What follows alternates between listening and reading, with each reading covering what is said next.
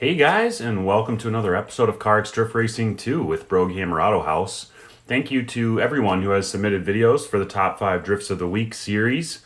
I have received a bunch of them, and I'll be posting that video tomorrow, so keep an eye out for that. It may end up being a top 10 since I have so many submissions, but we'll see what happens. Today's episode is all about the Interstate. This car was released in the 1.14.0 update about 2 weeks ago.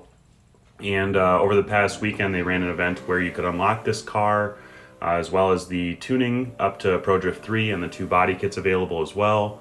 So I'm actually running the R&T body kit on mine at Pro Drift 3, which gives it a nice wide stance. It's smooth and drifting. At the end of today's video, too, I'm going to go through the full tune on this and what I've changed and kind of explain why I changed certain things. So stick around for that.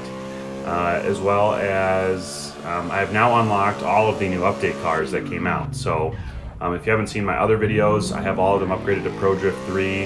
You can check out my video on the Hummel and the Grace GT. The Hummel is insanely fast, and the Grace GT is super nimble as well. Full tunes included on both of those videos. Don't forget to hit the like button down there for the YouTube algorithm today, unless of course you don't like the video, then tell me why, because you should like the video, and if you don't, then leave. Not really, just like the video. So anyway, appreciate it. Back to the episode. The Interstate makes about 777 horsepower fully modified, and that may not sound like a ton for this game standard, but I was shocked. Even with semi-slicks on it, it can really spin those tires and drift, and has no problem. However, trying to chase the Hummel down, the Hummel was on sport tires and I was on semi-slicks with the chase car and could still hardly keep up with it. Something about that rear engine Hummel is just so fast that you just can't keep up with it. So I also noticed on this Interstate, when you remove the hood, it turns into a giant blower engine, which I thought was kind of funny because when the hood is on, there's really nothing sticking out of the hood. It's just like a little pop deal. And when you take the hood off, the stack goes like 8 inches higher than what the normal hood was before. So I thought that was kind of neat.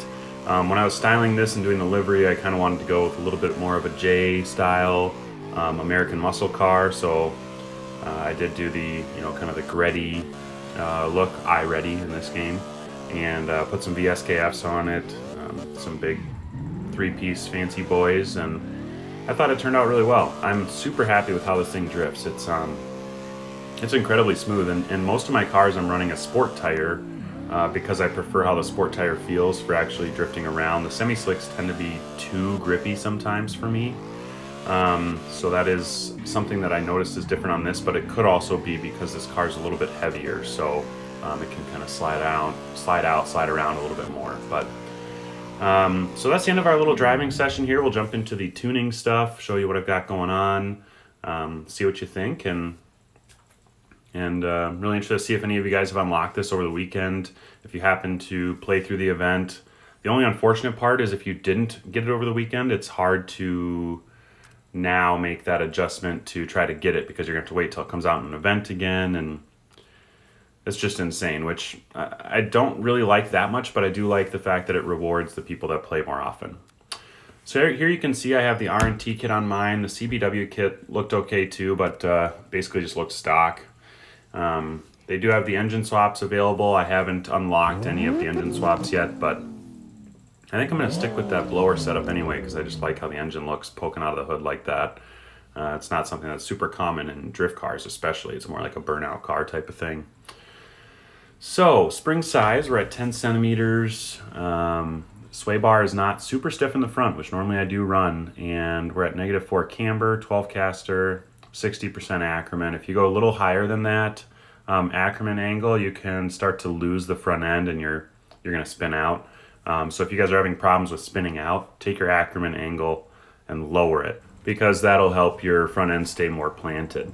I'm running a 20-285 in the front by a 21-305 in the rear, so I'm an inch larger on the wheel and a wider tire as well.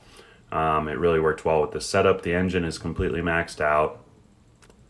Transmission 0.62 diff, 430 overall gear ratio. I did end up adjusting fourth and fifth gear. Fourth gear was only at a 1.0, so I brought that up to a 112, and fifth gear was at about a 0.85, so I brought it up to a 0.94.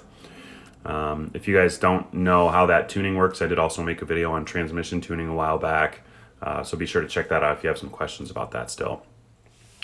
Otherwise, that's it for today's tune and video, guys. I appreciate you all being here and watching. Thanks for liking the video and subscribing to the channel. We'll see you next time. Thank you.